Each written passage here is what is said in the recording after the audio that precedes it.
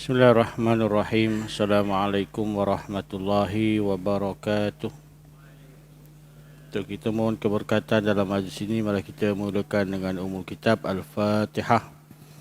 A'udzubillahi minasyaitonirrajim. Bismillahirrahmanirrahim. Alhamdulillahirabbil alamin arrahmanirrahim maliki yaumiddin.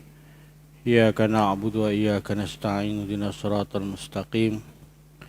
صراط الذين أنعمت عليهم غير المغضوب عليهم ولا الضالين آمين.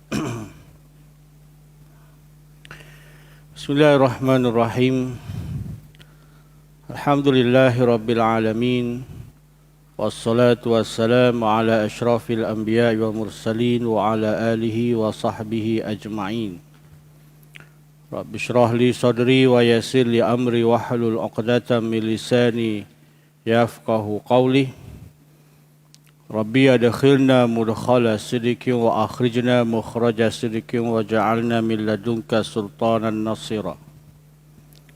أمسينا على فطرة الإسلام وكلمة الإخلاص وعلى دين نبينا محمد صلى الله عليه وسلم وعلى ملة أبينا إبراهيم حنيفا وما كان من المشركين.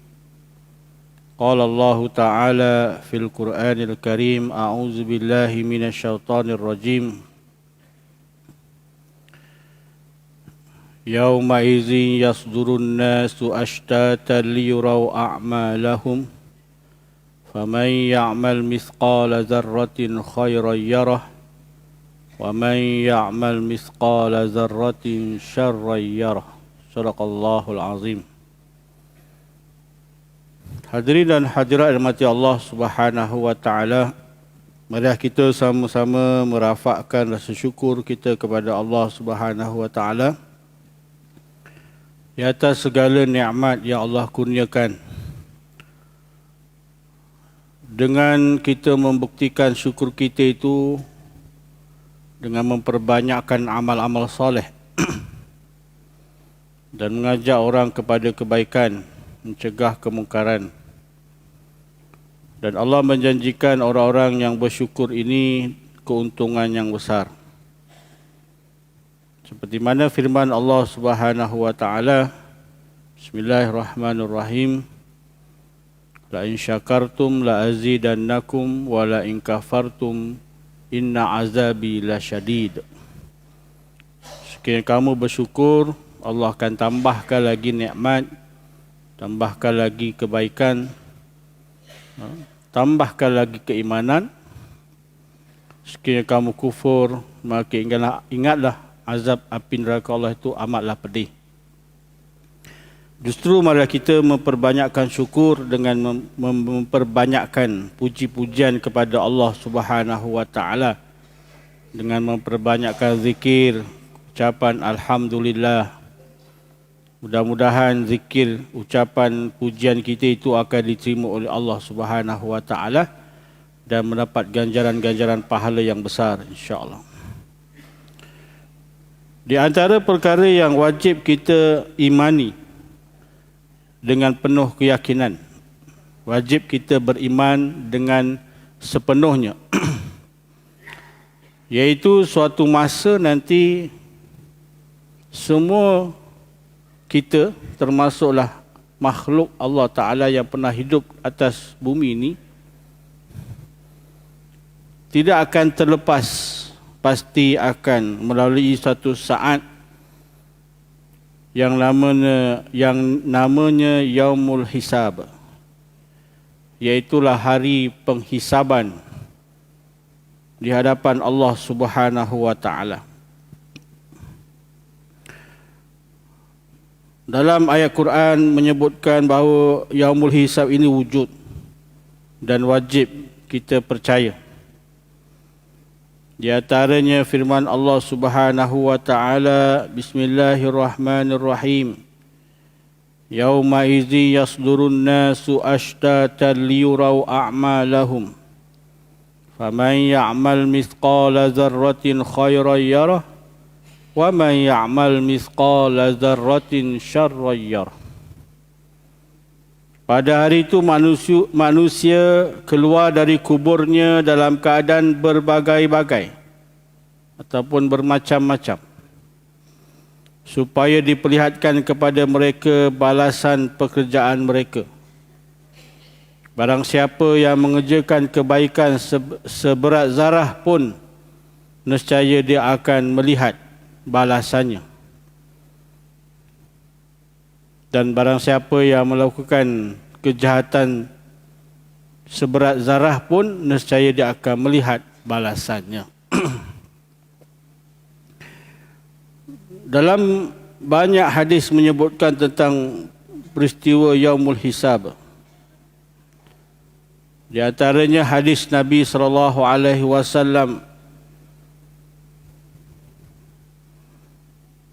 yang berbunyi,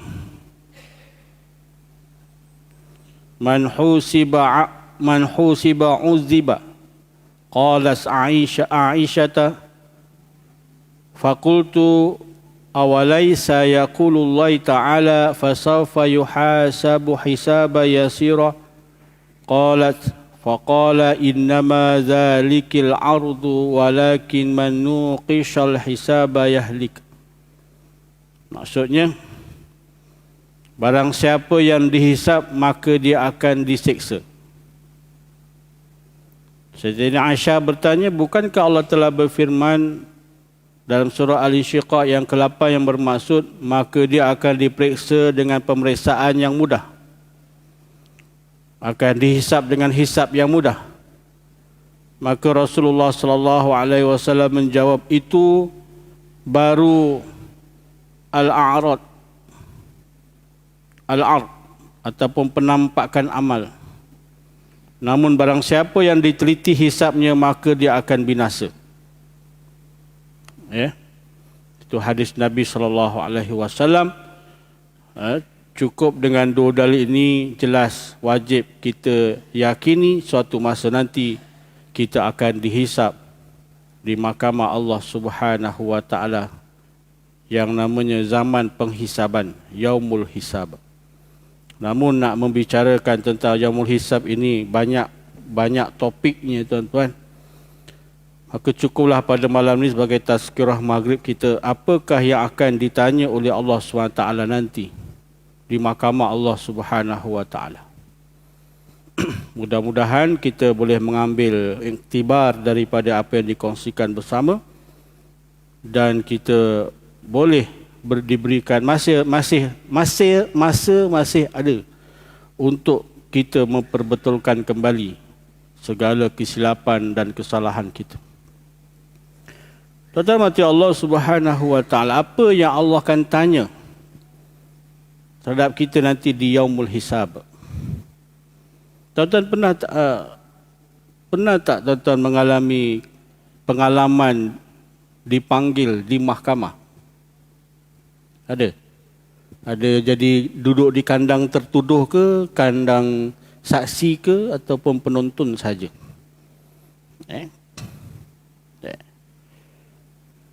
Baik, siapa yang pernah berpengalaman dipanggil di mahkamah sebagai saksi tertuduh ataupun sebagai yang dituduh ataupun saksi dan sebagainya?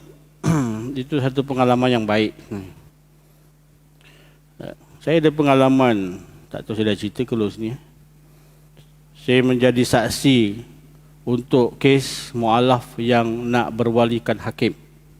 Jadi saksi je, tuan-tuan, bukannya nak kahwin. Jadi saksi kahwin. Nak cerita je, tuan-tuan, pada hari tarikh masa yang ditetapkan, saya pun datanglah dengan mu'alaf tu perempuan. Kerana masa tu PKP, jadi kita tak ramai orang lah, tak apalah. Tapi ceritanya masa duduk kat luar tu, SOP-nya tak boleh masuk selagi tak boleh masuk serentak, kena masuk sorang-sorang lah. Jadi kita orang pun duduk kat luar, tengok skrin TV je lah, kamera dalam macam ni lah, tunjuk. Tengok kaki tangan tengah bersihkan, kemas-kemas, susun fail sebagainya lah. Tiba-tiba bila pandang tu je, tuan-tuan, tiba-tiba dada saya berdegup. Takut, bukan takut lah, macam gabrah sikit lah. Saya pun terfikir, Apa, kenapa pula? Bukannya bersalah pun, bukannya kandang tertuduh pun, kandang saksi je. Kan? Dah tengok hakim dah masuk. Dalam TV tu tengoklah, hakim dah masuk dengan jubah dan sebagainya. Degupan jantung saya semakin kencang. Macam dah saya nak kahwin. Tak ada. Kemudian dipanggil mu'alaf tu masuk. Saya tengoklah dekat TV tu, berdirinya, dibagi dokumen ke sebagainya, tanya. Selesailah. Kemudian saya tengok pegawai tu keluar. Keluar tu nak panggil saya lah. Degup saya makin kencang. Dia keluar panggil Encik Farizal Subi, Tuan, sila masuk. Saya pun masuk. Berjalan tu pun macam terhoyang-hayang sikit. Rasa seram-seram. Duduk sekejap. Lepas silakan ke kandang saksi. Jalan ke kandang saksi, duduk pegang ni. Dah mula berpeluh gabrah sikit. Tanya sebagainya lah. Tanya nama betul ke ikut IC betul. Kenapa, apa hubungan dengan mu'alaf nak kahwin ni. Ceritalah, saya saksi sebagainya lah. Masa cakap tu pun ada semput-semput sikit. Macam kurang nafas. Kan? Rasa gabrah tu jadi macam semput. Itu pengalaman yang sedikit lah bila masuk mahkamah. Itu belum lagi kalau siapa-siapa yang masuk jadi yang dituduh. Kes-kes berat dan sebagainya. Nak menunjukkan di sini tuan-tuan, automatik perasaan takut, seram, gabrah tu ada. Walaupun sekadar dia suasana itu mempengaruhi, suasana mahkamahnya dengan senyap sunyinya itu, dan dengan hakim yang berjubahnya itu sedikit-sedikit mempengaruhi kita rasa takut dan seram. Tuan-tuan, di mahkamah Allah Ta'ala lebih-lebih lagi. Sehingga ada dalam Al-Quran, Allah merakamkan keinginan orang-orang yang dihadapkan di mahkamah Allah Ta'ala. Rasa takut, malunya tuan-tuan. Ya? Sehingga dinyatakan, Ya laitani kuntu turaba. Betul ayat tu, Ustaz Asal? Betul. Sampai dia kata, kalaulah boleh, celakalah aku, kalaulah boleh aku nak jadi tanah. Jadi tanah lagi bagus. Kan? Kerana tak sanggupnya nak menanggung beban, ujian, soalan-soalan yang akan dihadapkan di hadapan Allah Subhanahu wa Ta'ala. Bahkan dalam hadis Nabi pun sebut, barang siapa yang dihisap dengan teliti, dia akan diseksa. Barang siapa dihisap dengan teliti, dia akan diseksa. Itu tanda-tandanya. Baik tuan-tuan mati Allah Ta'ala, apa yang Allah akan tanya kepada kita? Nabi SAW bersabda, Inna awwala ma yuhasabu bihil abdu yawmal qiyamah min amalih salatuhu. Fa in saluhat faqad aflaha wa anjaha wa in fasadat faqad khaba wa khasira. Sesungguhnya perkara pertama yang akan Allah tanyakan kepada seseorang hamba-Nya itu adalah solatnya. Perkara yang pertama, sebelum Allah nak tanya yang benda-benda yang lain yang kita akan kongsikan bersama malam ni, yang pertama sekali Allah tanya ialah solat kita. Fa in saluhat faqad aflaha wa anjaha. Sekiranya berjaya, solatnya cantik, tak pernah tinggal. Kalau tertinggal pun segera qada. Solatnya diterima oleh Allah Subhanahu wa Ta'ala. Faqad aflaha wa anjaha. Maka dia adalah tergolong sebagai orang yang berjaya dan selamat daripada api neraka. Wa in fasadat faqad khaba wa khasira. Namun jika rosak solatnya, gagal dia nak menyelesaikan persoalan solatnya, maka dia akan berasa kecewa dan rasa menyesal.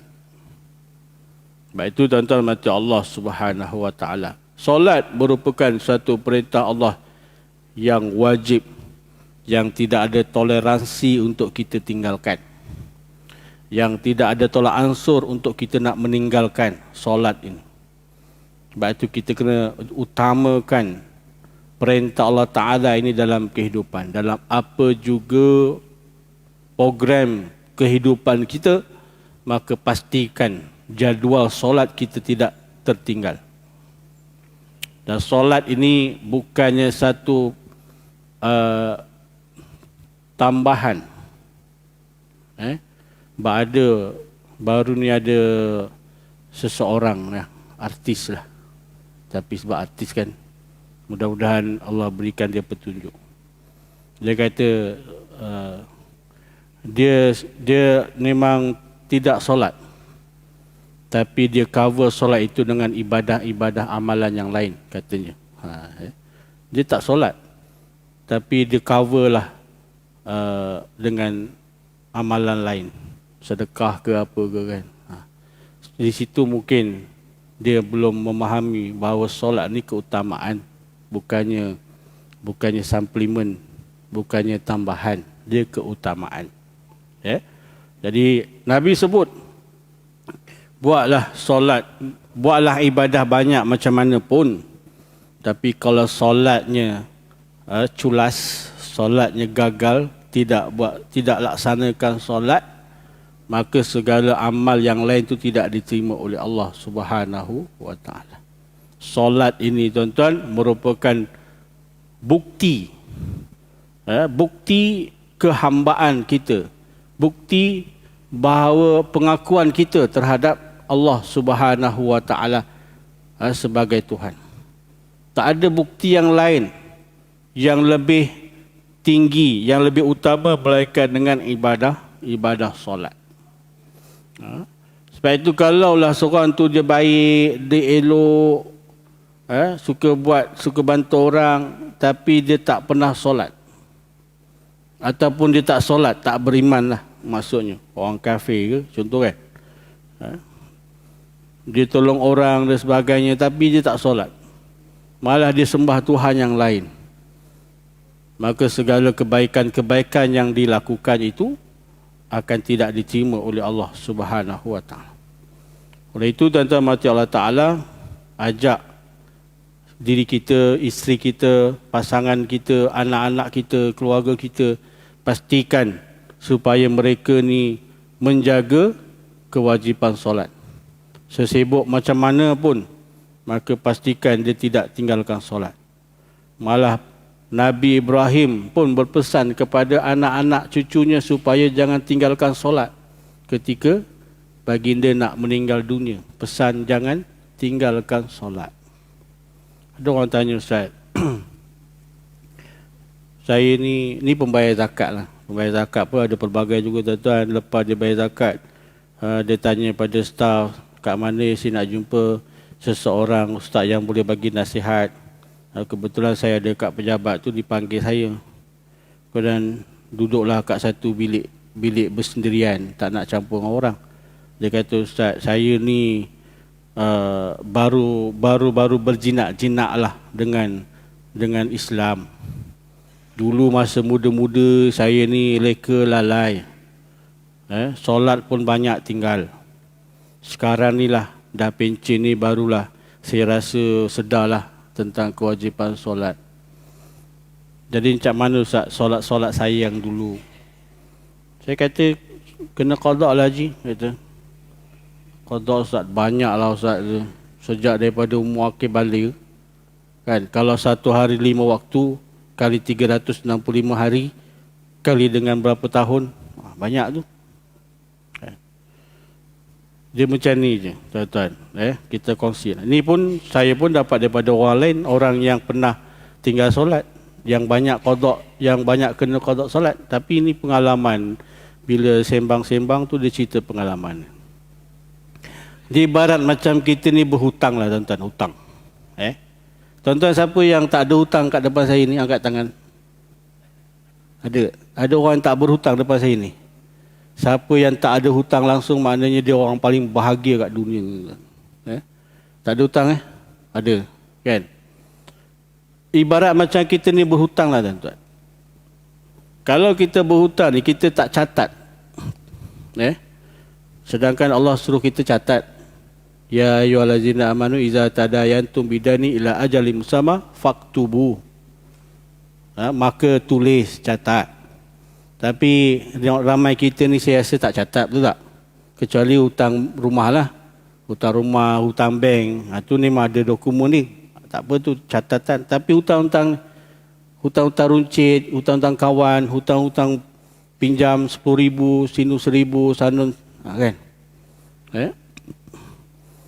Kalau dia simpan dalam ni, kita akan rasa beban. Dia akan rasa terbeban. Sebab semuanya simpan kat sini. Semua kita akan stres. Itu yang hidup tak karuan. Jumpa orang semua takut. Pasal takut ada hutang. Ikut ilmu psikologi, ilmu cara kita nak riliskan tension, tuan-tuan. Yang pertamanya, hutang tu tuan-tuan kena keluarkan daripada otak kita ni. Daripada kepala kita ni kena keluarkan. Tulis. Daripada sekecil-kecil hutang sampailah sebesar banyak hutang.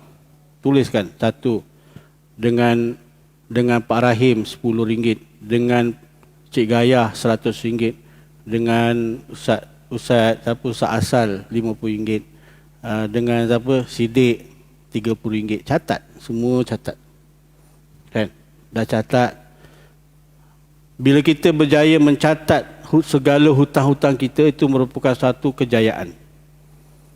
Kita akan nampak hutang tu depan mata dan dia akan meredakan kita punya stres sikit.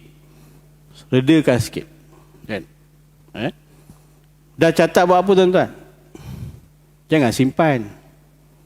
Dah catat, bayarlah. Bayar hutang tu. Jangan tak bayar. Cara nak bayar, selesaikan hutang yang paling ringan. Ini dengan Sidik RM10. Alah, RM10. Jumpa dia. Dik, nah, RM10. Ni bila punya hutang? Ni 10 tahun dulu punya hutang. RM10. Dah bayar, garis, potong. RM5 dah bayar, garis, potong. RM50 dah bayar, potong. RM100 bayar, potong. Kejayaan yang kedua ialah bila kita dah selesai sedikit hutang dan kita potong, di situ pun sudah meredakan kita punya stres hutang. Dia akan lebih mudah. Bayar sikit-sikit, jangan yang bayar yang RM100,000 tu. Bayar mudah-mudah. Di situ akan melegakan, kita akan kurang tekanan. Yang hujung-hujung yang RM10,000, RM20,000, RM50,000 tu, tu kemudian. Tu kita hujung-hujung sikit. Macam mana nak fikir tu, fikirlah. Kan, bayar ansur ke bagai. Tapi mencatat, membayar dan menulis tu sudah mengurangkan beban, dan doalah pada Allah Ta'ala, mudah-mudahan Allah permudahkan urusan hutang kita. Macam tu juga qada solat. Ni orang yang berpengalaman, dia daripada umur 13 tahun sampai umur 40 tahun. Dia anggap macam tak solat lah. Dia ada juga solat tapi dia tak ingat dah. Dia kata dia buat jadual dia. Mulakan tahun yang terakhir dia tinggalkan solat. Contoh kalau umur 40, maknanya kalau 39 dia ada tinggal solat, tuliskan usia dia 39 daripada Januari sampai Disember. Januari hari pertama 5 waktu, Zuhur, Asar, Maghrib, Isyak, jatuhlah. Satu hari sampai hari ke 365 hari. Kalau tak mampu, tak sempat buat semua pun buat berfasa. Dan bila dia catat, dia kata dia buat. Setiap kali dia selesai solat fardu, dia buat solat qada. Sebanyak yang mampu dia boleh buat. Dan setiap kali dia buat, dia catat. Dia tandakan jumlah yang dia dah selesaikan. Dia kata, Alhamdulillah Ustaz, bila saya buat macam tu, bila saya tengok jumlah yang saya dah ganti, saya makin seronok untuk nak melakukan ibadat. Saya makin seronok nak gantikan. Allah alam, ni pengalaman yang mungkin saya pun tak pernah dengar idea tu, tapi pengalaman hidup orang. Itu boleh membantu mungkin. Dan saya yakin tuan-tuan depan saya ni orang yang tak pernah tinggalkan solat. Kalau ada sikit-sikit pun, gantilah segera. Jadi tuan-tuan, macam Allah Ta'ala, maka perkara pertama yang Allah akan tanya ialah solat. Maka wajib untuk kita pastikan hal solat ini jangan kita abaikan. Sakit macam mana pun, pastikan solat kita jaga. Sesibuk macam mana pun, selesaikan dulu solat. Tuan-tuan boleh tengok, kalau kita sibuk macam mana tuan-tuan, tapi bila sampai waktu solat, kita solat, selepas itu kita akan rasa tenang, rasa selesa, buat kerja pun selesa. Berbanding kalau kita buat solat di hujung-hujung, kita akan rasa kelang kabut, masa macam mengejar, dan kita pun sebab kita nak start solat lagi ni, tapi nak selesai kerja tu juga, dia akan rasa kelam kabut. Berbanding kalau kita menyegerakan solat di awal waktu. Baik, tuan-tuan mati Allah Ta'ala. Setelah itu soalan-soalan yang lain yang berkaitan dengan kefarduan Allah Ta'ala, Allah akan tanya tentang zakat, harta yang Allah kurniakan, adakah ditunaikan zakat, kena pembuktian tuan-tuan, bukan sekadar pengakuan tapi ada pembuktian. Kefarduan yang lain, puasa dan kefarduan-kefarduan yang ditetapkan, Allah akan tanya. Setelah selesai soalan-soalan berkaitan dengan hak Allah Subhanahu wa Ta'ala, maka apa lagi soalan yang Allah akan tanya tuan-tuan mati Allah Subhanahu wa Ta'ala? Rasulullah sallallahu alaihi wasallam bersabda, "Man kana indahu mazlamatun li akhihi falyatahallalhu minha. Fa innahu laisa samma dinarun wala dirhamun min qabli ay yu'khadha li akhihi min hasanatihi. Fa illam yakul lahu hasanat ukhiza min sayyiati akhihi faturihat alaih." Kena ambil perhatian. Nabi bersabda, barang siapa yang pernah menzalimi saudaranya, maka mintalah agar dihalalkan sekarang juga. Nabi pesan. Barang siapa yang pernah menzalimi saudaranya, maka mintalah agar dihalalkan sekarang juga. Fa innahu laisa samma dinarun wala dirhamun min qabl. Kerana pada hari itu tidak ada wang, dirham dan dinar. Kita pun ke dalam kubur, masuk dalam kubur ke alam barzah, kita tak bawa apa-apa melainkan amal-amal yang kita usahakan. Harta-harta yang kita simpan, harta-harta yang kita kumpul-kumpulkan, kalau kita tidak sumbangkan dia kepada amal, maka harta itu akan terlepas daripada diri kita dan diserahkan kepada orang lain. Maka kita akan bertemu dengan Allah Ta'ala tanpa sebarang harta, walaupun kat dunia dia adalah seorang jutawan. Tak ada dirham, tak ada dinar, tak ada ringgit. Maka orang yang dizalimi ni tuan-tuan, nanti mereka akan menuntut hak-hak yang mereka hilang masa kat dunia. Macam mana nak kita kembalikan hak mereka sedangkan kita tak ada ringgit, tak ada dirham, tak ada dinar, tak ada harta untuk kita bayar. Min qabli ayyu khaza li akhi min hasanati, maka akan diambil pahala kebaikannya itu untuk orang yang dizalimi itu. Fa illam yakul lahu hasanat ukhiza min sayyiati akhi faturihat alai. Jika dia tidak memiliki pahala kebaikan, maka akan dibebankan kepadanya dosa-dosa orang tersebut. Tuan-tuan mati Allah Ta'ala, itu yang dalam hadis yang lain Nabi tanyakan pada sahabat, tahu tak kamu siapakah orang yang muflis? Maka sahabat kata orang yang muflis ialah orang yang tidak ada dinar, tak ada dirham. Nabi sebut orang yang muflis di akhirat ialah orang yang ketika bertemu di mahkamah Allah SWT seronok membawa segala pahala-pahala kebaikan dia. Dalam hadis yang lain, nanti kita dihadapkan di mahkamah Allah Ta'ala, bersama-sama kita ialah pahala-pahala amal soleh, pahala dan dosa kita. Pahala amal soleh kita dan dosa-dosa kita. Ditunjukkan pahala itu dalam bentuk seperti peti-peti. Pahala-pahala peti-peti yang mengandungi pahala, petinya bercahaya seperti lampu-lampu yang cantik. Manakala peti-peti yang mengandungi dosa, dilihat peti-peti yang buruk dan menakutkan. Dan ada peti-peti yang kosong, iaitulah hari-hari yang tidak dilakukan segala amal, sama ada berpahala ataupun dosa. Itu peti-peti yang kosong. Maka orang-orang yang datang menghadap Allah Ta'ala dalam keadaan peti-peti pahala yang banyak, seronok dia. Ni pahala-pahala sedekah aku ni. Pahala-pahala solatnya, pahala-pahala kebaikannya, semua ada. Lalu datang orang yang pernah dia zalimi masa kat dunia dulu, menuntut hak dia. Dia minta tebus. Maka di akhirat besok tuan-tuan, barang yang paling bernilai ialah pahala. Duit-duit yang kita ada kat dunia ni bernilai kat dunia saja, tapi tidak ada langsung nilai di akhirat. Ringgit kita ni pun tuan-tuan, nilainya pun kat Malaysia je. Sekarang ni pergi umrah pun dah jatuh sikit duit tu. Tuan-tuan pergilah berlancung dekat luar negara, beli barang-barang yang cantik-cantik, lepas tu bayar pakai duit ringgit tuan-tuan. Orang boleh terima tak? Tak boleh terima.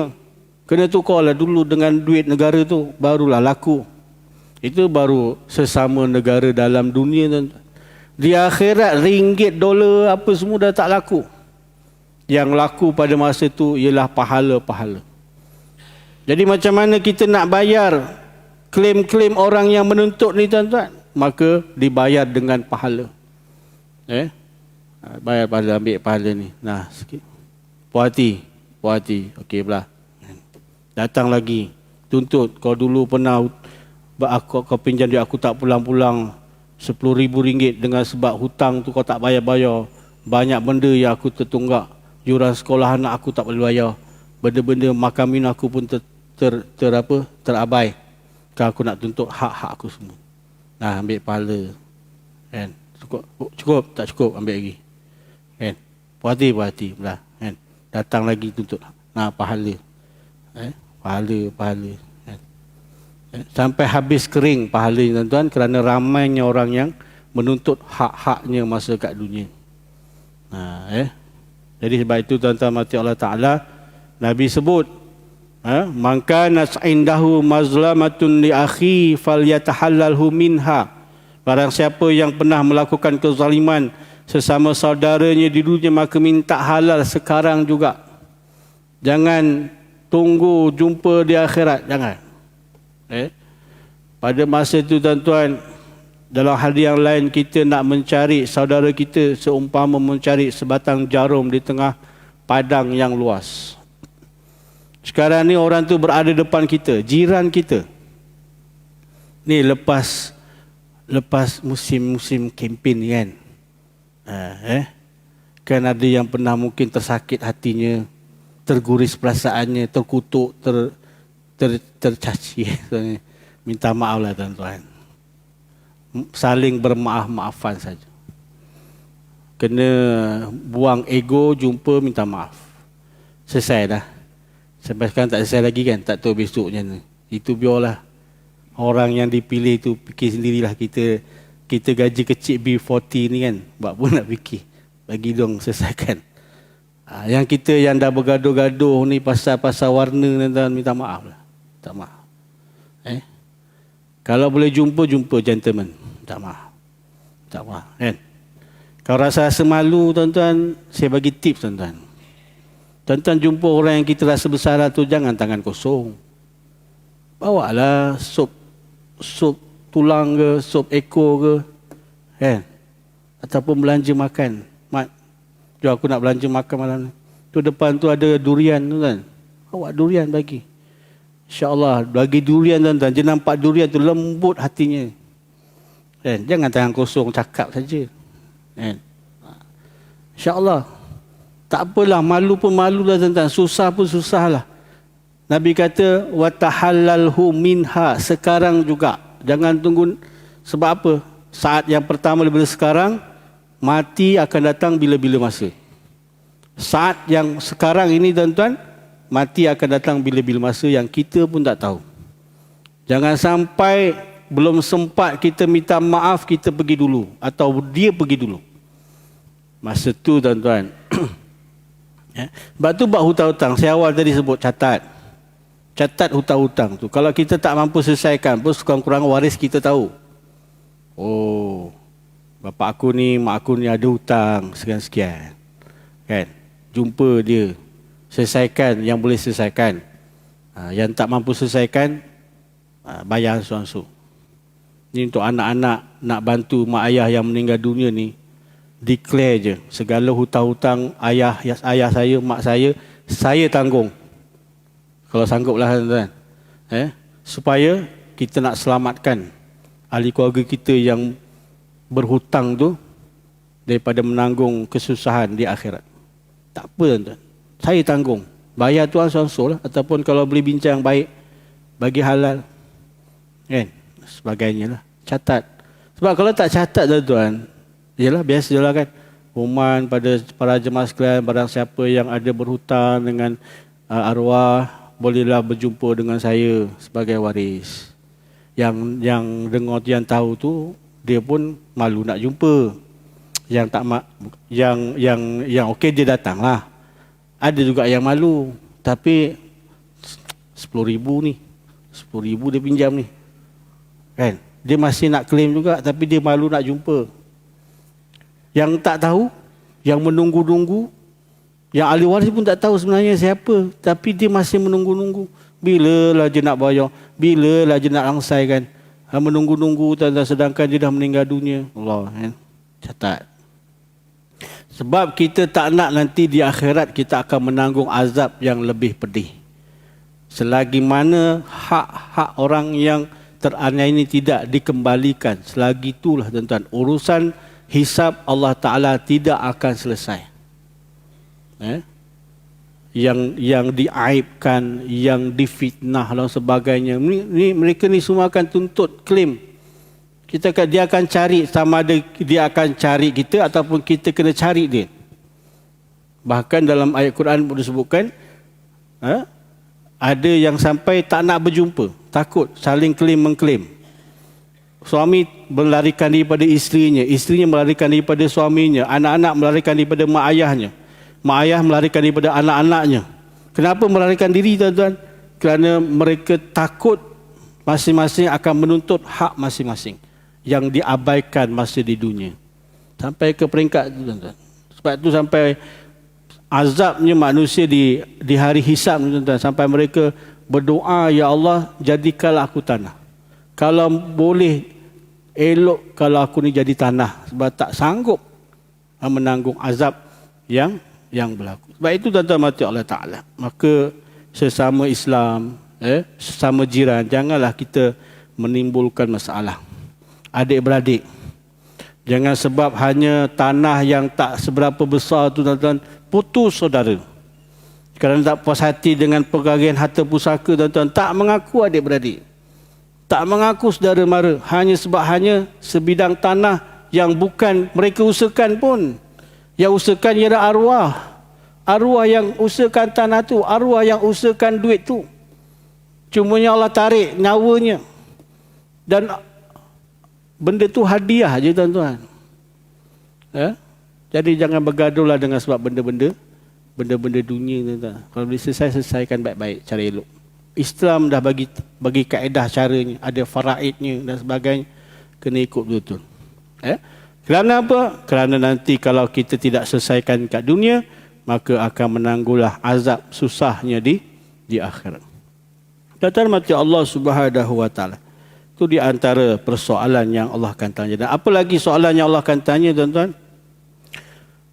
Daripada Abu Barzah Al-Aslami, Rasulullah sallallahu alaihi wasallam bersabda, la tazulu qudama ibni Adam yaumal qiyamati min indi rabbih hatta yus'ala an khamsin, an umrihi fima afnah, wa an shababihi fima ablah, wa mali min aina iktasabahu wa fima anfaqahu, wa maza amila fima alimah. Tidak akan berganjak kaki anak Adam sehinggalah dipersoalkan tentang 5 perkara. An umrihi fima afnah, tentang umur kamu di mana kamu habiskan.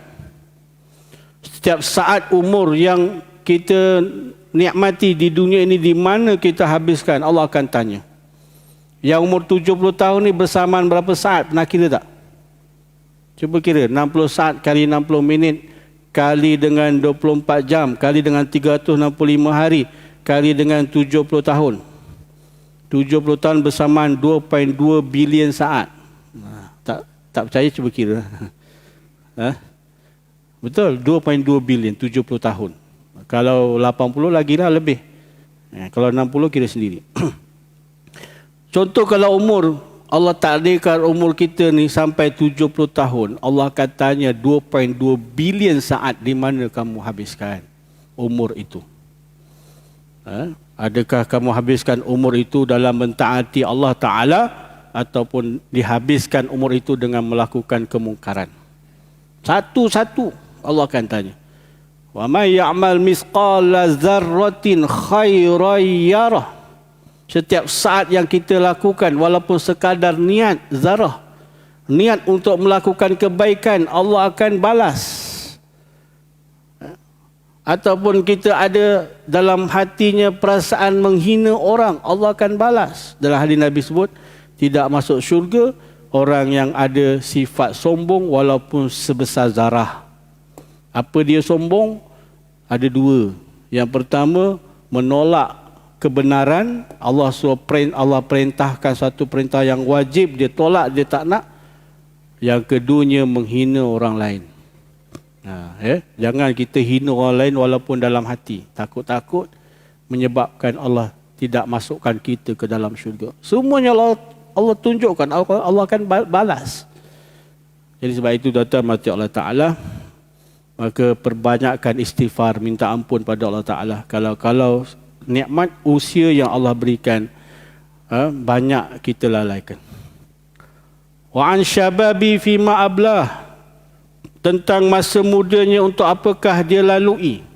Nikmat muda tuan-tuan. Kenapa syabab ini antara soalan yang Allah akan tanya dalam hidup kita? Yang pertamanya, semua orang pernah merasai muda. Betul tak? Yang umur 70, 60 pun pernah merasai muda. Dan nikmat muda ni merupakan nikmat yang terpanjang dalam hidup kita.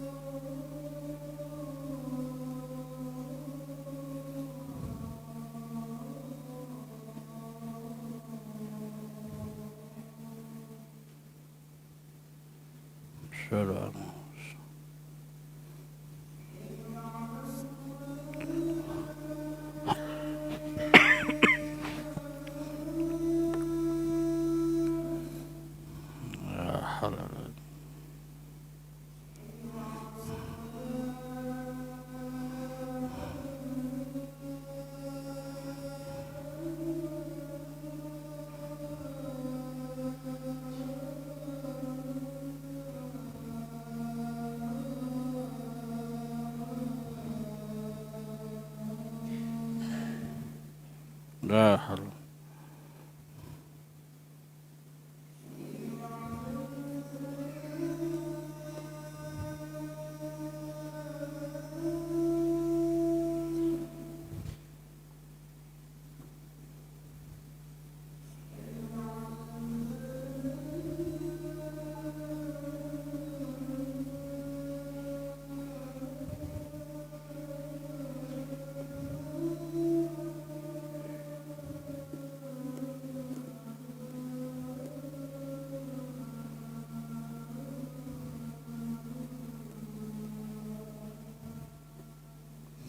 La haula.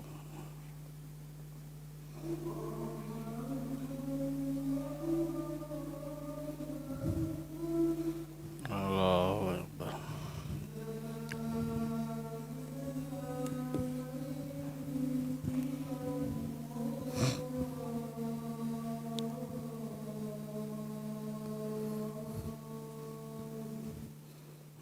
Allahumma salli ala sayyidina wa ba'ath maqama Haji Muhammad sallallahu alaihi wasallam wa ba'ath maqama innaka la tuhya rahman rahim.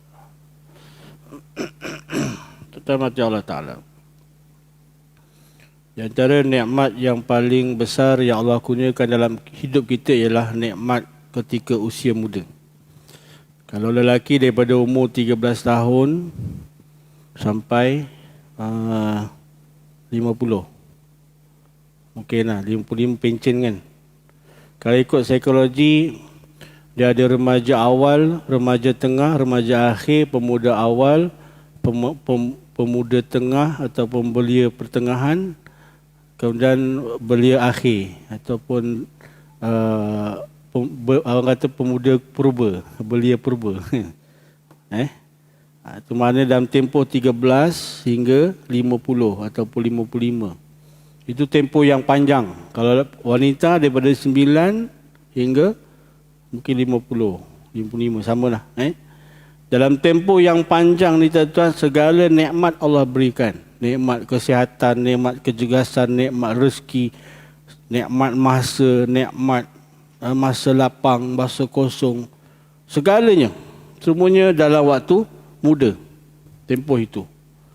Maka Allah akan tanya segala nikmat-nikmat masa muda di manakah kita habiskan.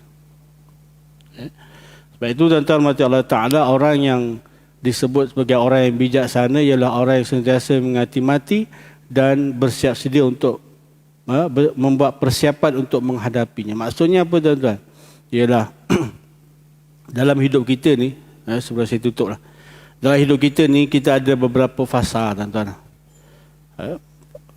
Peringkat fasa yang pertama, kita akan merasakan bahawa harta tu penting.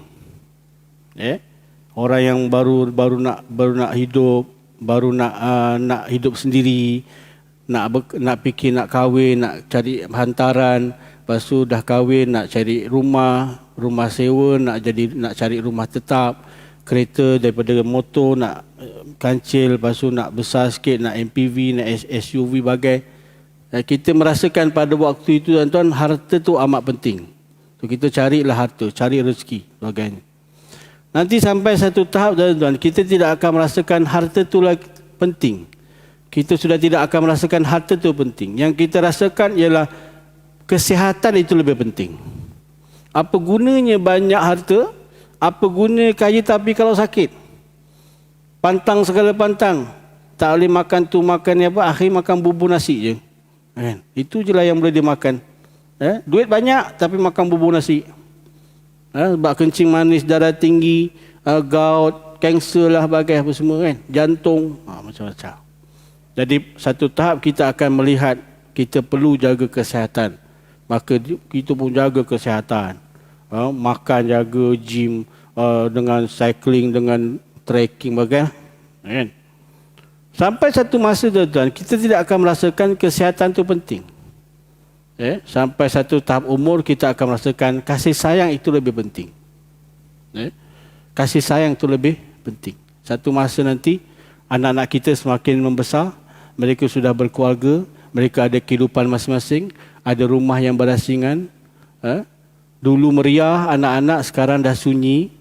Nak tunggu hari raya baru balik ataupun hujung minggu. Balik itu pun kalau ada cuti. Kadang-kadang tak balik. Kita akan merasa rindu. Yang kadang kita akan rasa sensitif. Kan? Mudah terasa dan sebagainya kerana kita merasakan kasih sayang itu penting. Tapi sampai masa tuan-tuan, kita tidak akan merasakan kasih sayang itu penting. Yang penting ialah amalan. Ketika nyawa nanti Allah, malaikat maut nak tarik nyawa tuan-tuan, ada satu perasaan risau yang akan mengganggu fikiran kita. Kita akan rasa risau. Aku akan pergi kubur dalam keadaan seorang diri, tak ada teman, dalam keadaan yang gelap. Kita akan rasa risau. Kita akan rasa risau kalau aku mati nanti, siapa yang jaga anak-anak aku yang masih kecil? Siapa yang nak jaga isteri aku yang masih muda? Siapa nak jaga rumah aku ni? Harta-harta aku banyak, pandai tak dia orang uruskan. Rumah aku sana, tanah aku di sana, tanah aku di sini. Hutang-hutang aku siapa nak uruskan? Kita akan rasa risau. Pada masa tu tuan-tuan, kasih sayang itu kita akan makin hilang apabila sampai ke peringkat kita akan hanya mengharapkan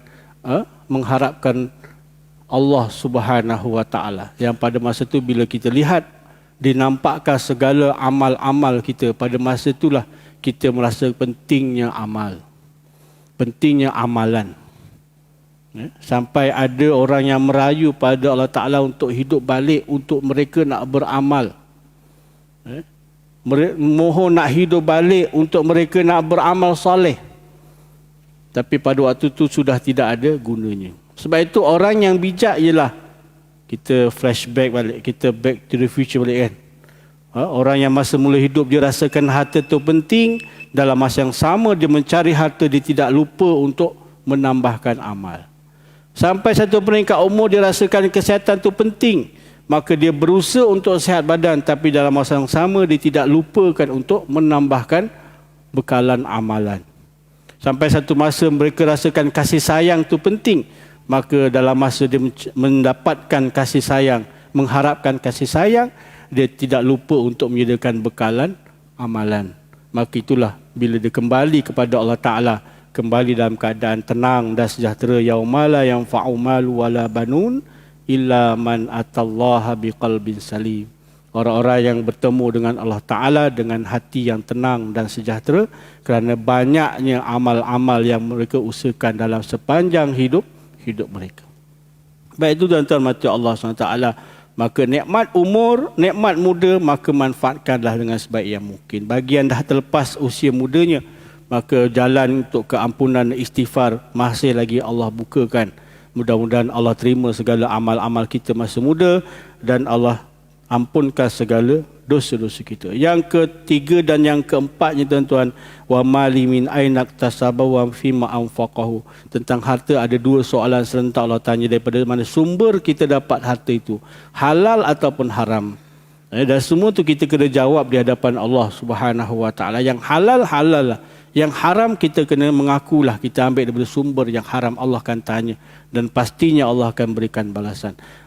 Wa ma anfaqahu, dan ke mana kita gunakan harta itu. Yang keempat, Allah tanya, ke mana kita gunakan harta itu? Adakah kita gunakan untuk perkara yang halal ataupun perkara yang haram? Adakah perkara yang sia-sia? Dan yang soalan yang kelima ialah wa madza amila fima alima. Tentang ilmu kamu, adakah kamu amalkan? Ilmu-ilmu yang kita pelajari dalam sepanjang hidup kita, maka usahalah untuk kita amalkan semampu yang boleh. Mudah-mudahan sedikit ataupun banyak yang kita dapat lakukan, kita sampaikan kepada orang lain dan bermanfaat. Mudah-mudahan itu menjadi saham akhirat kita yang kekal abadi, insya-Allah. Sekadar itu saja untuk perkongsian tazkirah maghrib pada malam ini. Mudah-mudahan ada manfaatnya untuk kita sama-sama ambil dan amalkan, dan sampaikan kepada teman-teman yang tidak dapat hadir pada malam ini. Aku li qauli hadza wa astaghfirullahal azim li wa lakum. Wassalamualaikum warahmatullahi taala wabarakatuh. Kita akhiri dengan tasbih kafarah dan surah wal asr. Subhanallah bihamdika asyhadu an la ilaha illa anta astaghfiruka wa atubu ilaik. Bismillahirrahmanirrahim. Wal asr innal insana lafi khusr illa alladzina amanu wa amilus solihati wa tawassaw bil haqq wa tawassaw bis sabr. Sekian, wassalamualaikum warahmatullahi wabarakatuh.